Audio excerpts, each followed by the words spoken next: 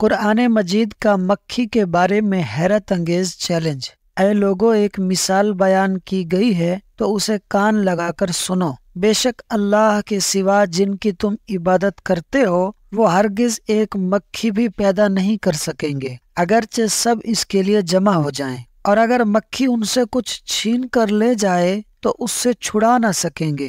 مکھی بنانا تو خیر بہت دور کی بات ہے، لیکن چیلنج کا دوسرا حصہ کافی دلچسپ ہے کہ اگر وہ کوئی چیز لے کر بھاگ جائے تو وہ بھی واپس نہیں لے سکتے۔ کیا آپ جانتے ہیں کہ یہ واقعی ناممکن ہے؟ بھلا کیسے؟ شاید آپ کے علم میں نہ ہو کہ مکھی دنیا کا واحد جانور ہے جو خوراک اپنے منہ میں ڈالنے سے پہلے ہی ہضم کرنا شروع کر دیتا ہے۔ مکھی خوراک اپنی ٹانگوں میں اٹھاتے ہی اس پر اپنے منہ سے ایک کیمیکل لیکوڈ ڈال دیتی ہے، یا یوں کہہ لیں کہ الٹی کر دیتی ہے، جو فوراً اس چیز پر پھیل کر اس کے اجزاء کو توڑ مروڑ کر مکس کر دیتی ہے اور اس کو ایک قابل ہضم لیکوڈ میں تبدیل کر دیتی ہے۔ اس انتہائی پیچیدہ کیمیائی عمل کے بعد مکھی کے لیے آسان ہو جاتا ہے کہ وہ اپنی خوراک کو چوس لے۔ تب وہ اپنے منہ سے ایک ٹیوب نکالتی ہے جس کا منہ ویکیوم کلینر کی طرح چوڑا ہوتا ہے۔ اس ٹیوب سے وہ اس چیز کو چوس لیتی ہے۔ مکھی اپنی لے کر بھاگی ہوئی چیز کو چند ہی لمحوں میں